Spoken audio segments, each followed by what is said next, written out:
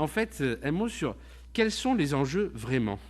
Quels sont les enjeux vraiment aujourd'hui et par rapport à la crise, mais je ne vais pas beaucoup revenir sur la question de la crise. Eh bien, les enjeux, c'est que nous sommes confrontés à la nécessité d'inventer des nouveaux modèles d'entreprise.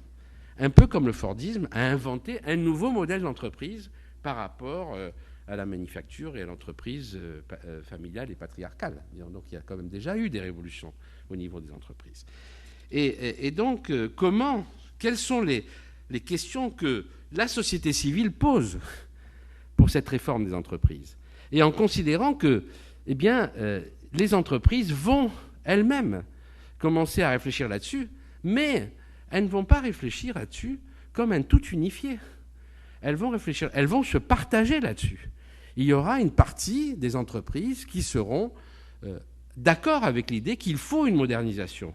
Et que cette modernisation, elle n'est pas seulement économique et technique, elle est aussi sociale et écologique. Et démocratique. Voilà, ça c'est l'enjeu. C'est-à-dire, c'est la définition d'un nouveau projet de modernisation des entreprises qui porte sur plusieurs points. D'abord, effectivement, on ne peut pas subordonner les entreprises à la financiarisation. Disons, ce qui s'est passé en 1980, c'est-à-dire la subordination de tout ce qui était les entreprises industrielles, y compris avec le pacte social auquel elles étaient arrivées, à des entreprises financières, et la dictature des actionnaires, comme on dit, d'une certaine manière, dans les entreprises, est un modèle qui a montré ses limites. Deuxièmement, les entreprises, à partir de là, sont formées par l'ensemble de leurs parties prenantes, des stakeholders, comme on dit, c'est-à-dire pas seulement leur actionnariat, elle comprend toutes les catégories de salariés, les usagers, les consommateurs, les sous-traitants, les filiales, etc. Ça, c'est un deuxième élément de modernisation des entreprises.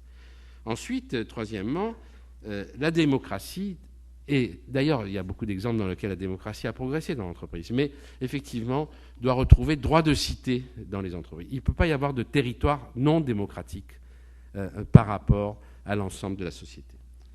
Quatrièmement, je ne me rappelle plus, les entreprises sont inscrites dans des territoires. Elles ont leurs ressources, notamment humaines. Elles sont responsables des impacts au niveau local. Et donc la question, justement, des collectivités locales, des équilibres locaux, du territorial, est une question tout à fait déterminante.